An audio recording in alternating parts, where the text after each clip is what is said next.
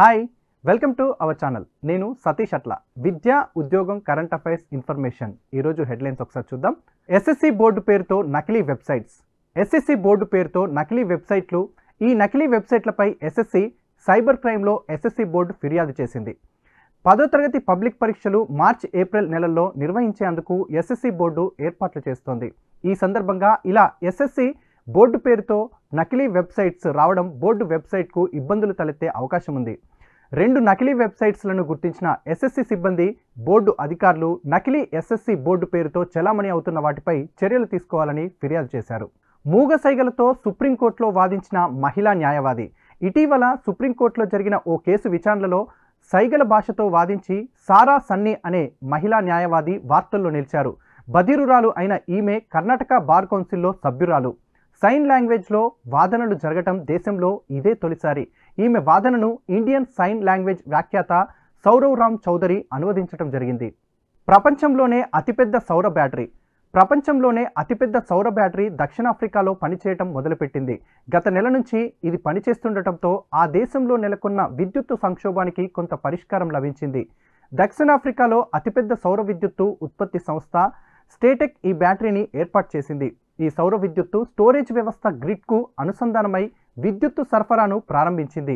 ఉత్తర Cape ప్రావిన్స్లో దీనిని ఏర్పాటు చేశారు. 879 హెక్టార్లలో 10 కిలోమీటర్ల పొడవున 3 ప్లాంట్లను స్టేటెక్ నిర్మించింది. ఇవి 540 మెగావాట్ల విద్యుత్తును ఉత్పత్తి చేస్తున్నాయి. ఈ ప్లాంట్ల భారీ బ్యాటరీ వ్యవస్థ 225 మెగావాట్లను గ్రిడ్కు పంపుతోంది.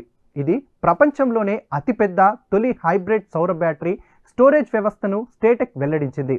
ఈ ప్రాజెక్టును 2600 మంది కార్మికులు 18 నెలల పాటు శ్రమించి పూర్తి చేశారు. 10 లక్షల ఫోటోవాల్టిక్ మాడ్యూళ్లను బిగించారు. రైల్వేలో 5696 అసిస్టెంట్ లోకో పైలట్ ఉద్యోగాల భర్తీకి నోటిఫికేషన్ విడుదల. దేశవ్యాప్తంగా అన్ని రైల్వే రీజియన్లలో 5696 అసిస్టెంట్ లోకో పైలట్ ఉద్యోగాలకు సంబంధించి పోస్టులను భర్తీ చేసేందుకు భారతీయ రైల్వే శాఖ ప్రకటనను విడుదల చేసింది. జమ్మూ అండ్ శ్రీనగర్, కోల్కతా, మాల్దా, ముంబై, ముజఫర్పూర్, పట్నా, ప్రయాగ్రాజ్, రాంచీ, సికింద్రాబాద్, సిలిగురి, తిరువనంతపురం, గోరఖ్పూర్ తదితర రీజియన్లు ఉన్నాయి. దరఖాస్తు చేసుకునే అభ్యర్థుల అర్హతలు మెట్రిక్యులేషన్తో పాటు సంబంధిత ట్రేడ్లో ఐటీఐ లేదా మెకానికల్, ఎలక్ట్రికల్, ఎలక్ట్రానిక్స్, ఆటోమొబైల్ ఇంజనీరింగ్లో 3 ఏళ్ల డిప్లొమా పూర్తి చేసి ఉండాలి. 18 నుంచి 30 సంవత్సరాల మధ్య వయసు వారై ఉండాలి. రాత పరీక్ష, document verification, medical examination, computer based test ద్వారా ఎంపిక చేస్తారు. దరఖాస్తును జనవరి 20 నుంచి ఫిబ్రవరి 19 వరకు ఆన్లైన్లో అప్లై చేసుకోవడానికి అవకాశం ఉంది. పూర్తి వివరాలకై indianrailways.gov.in వెబ్సైట్లో సంప్రదించండి.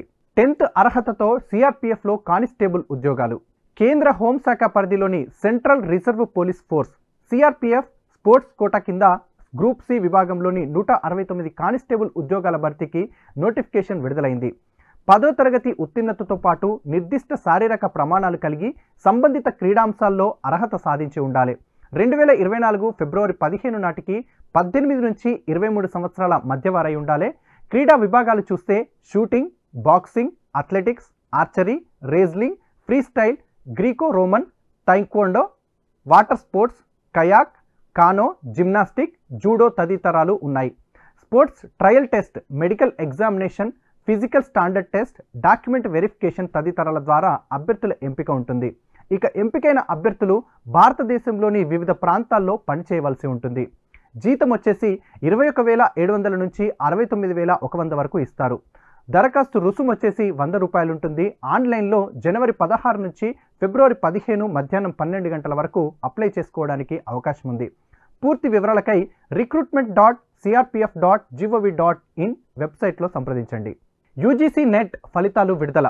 University grants commission national eligibility test UGC net December పరీక్ష ఫలితాలు విడుదలయ్యాయి. అభ్యర్థులు అధికారిక వెబ్సైట్ ugcnet.nta.ac.in వెబ్సైట్లో చూడవచ్చని నేషనల్ టెస్టింగ్ ఏజెన్సీ ఎన్టీఏ తెలిపింది. దేశంలోని యూనివర్సిటీలో lectureship, assistant professor, junior research fellowship కోసం యూజీసీ నెట్ పరీక్షను ప్రతి ఏడాది 2 పర్యాయాలు ఎన్టీఏ నిర్వహిస్తున్నది. ఇందులో భాగంగా గతేడాది డిసెంబర్ 6 నుంచి 19 వరకు మొత్తం 83 సబ్జెక్టులకు ఆన్లైన్ విధానంలో పరీక్షను నిర్వహించింది. దేశవ్యాప్తంగా 9,45,918 మంది అభ్యర్థులు ఈ పరీక్షలకు హాజరయ్యారు. ఈ నెల 3న ప్రాథమిక కీని విడుదల చేసింది. ఈ వీడియో మీకు నచ్చినట్లయితే లైక్ చేయండి, కామెంట్ చేయండి, షేర్ చేయండి అండ్ సబ్స్క్రైబ్ కండి. Thanks for watching.